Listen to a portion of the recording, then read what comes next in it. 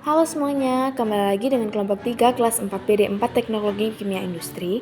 Di sini kelompok kami akan memaparkan beberapa hal mengenai kode etik dalam teknik kimia.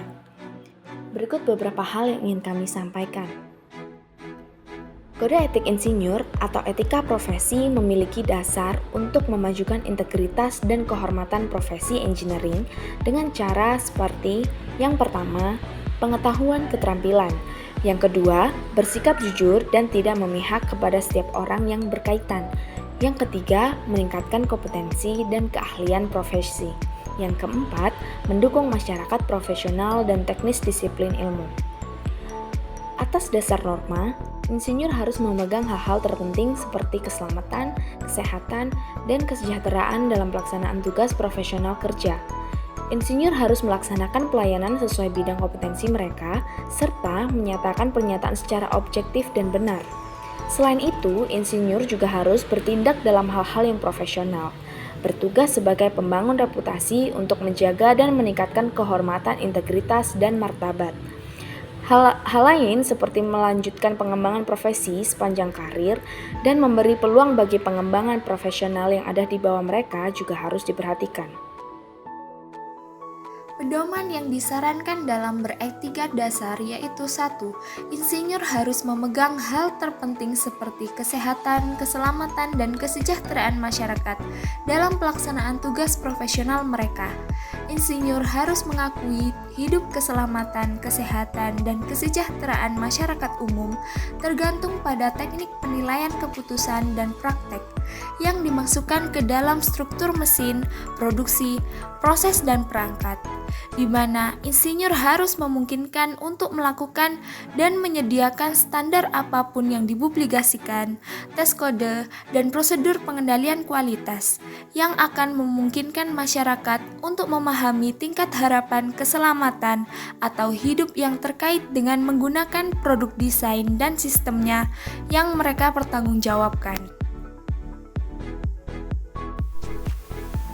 Selanjutnya, insinyur harus mempunyai pengetahuan dan alasan agar dipercaya oleh orang lain atau perusahaan yang melanggar ketentuan ini. Mereka akan menyajikan informasi kepada otoritas yang tepat secara tertulis dan juga bekerja sama dengan kewenangan yang sesuai dalam memberikan informasi lebih lanjut atau bantuan yang mungkin diperlukan. Kemudian insinyur harus punya peluang untuk melayani urusan kewarganegaraan secara konstruktif dan bekerja untuk kemajuan, kesehatan, dan kesejahteraan komunitas mereka. Selain itu, insinyur harus punya komitmen untuk meningkatkan kualitas lingkungan dan kualitas hidup. Selanjutnya, insinyur harus melakukan pelayanan sesuai bidang kompetensi mereka. Selain itu, insinyur harus mengeluarkan pernyataan publik secara objektif dan benar.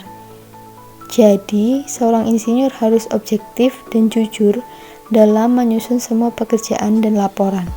Mereka harus bersifat profesional dan relevan dalam hal yang berkaitan dengan pekerjaan mereka.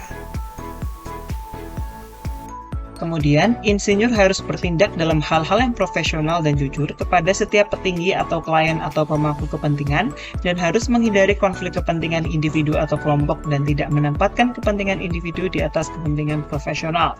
Insinyur secara sigap mengidentifikasi adanya konflik kepentingan dan secara cepat melaporkan hal tersebut kepada petinggi atau klien. Konflik kepentingan yang dibiarkan pada akhirnya akan merusak proses bisnis dan dapat mempengaruhi penilaian atau kualitas atau citra pelayanan dari bisnis yang ditawarkan. Insinyur harus melakukan negosiasi kontrak untuk bidang jasa secara adil dan atas dasar kompetensi. Insinyur harus menegosiasikan metode dan tingkat kompensasi yang sepadan dengan yang telah disepakati. Insinyur tidak akan berupaya untuk menggantikan insinyur lain yang bekerja selama menyadari bahwa kinerja yang bersangkutan telah baik dilakukan. Insinyur tidak akan memasukkan atau mengizinkan penafsiran salah atas pekerjaan yang telah disepakati dan menampilkan bias kognitif atas dasar kualifikasi akademis maupun profesional. Insinyur dapat mempersiapkan artikel atau persiapan atau penyajian fakta yang bermartabat dan bebas dari kesombongan atau implikasi pujian. Insinyur tidak dikatakan kompeten apabila desain yang digunakan bertujuan untuk mendapatkan komisi dalam proyek-proyek tertentu, kecuali adanya ketentuan yang telah dibuat untuk kompensasi yang layak didapatkan untuk semua desain yang dikirim. Insinyur tidak harus melakukan tindakan rekayasa apapun terhadap pelayanan yang dilakukan secara gratis kecuali terdapat pada bidang profesi jasa untuk organisasi yang sifatnya non-profit sipil. 6. Insinyur harus bertindak sedemikian rupa untuk menjaga dan meningkatkan kehormatan, integritas, dan bermartabat profesi. 7. Insinyur harus melanjutkan pengembangan profesi mereka sepanjang karir mereka dan harus memberikan peluang bagi pengembang profesional untuk insinyur lainnya. Oke, cukup sekian dari kelompok kami tentang kode etik insinyur. Kurang lebihnya mohon maaf. Assalamualaikum warahmatullahi wabarakatuh.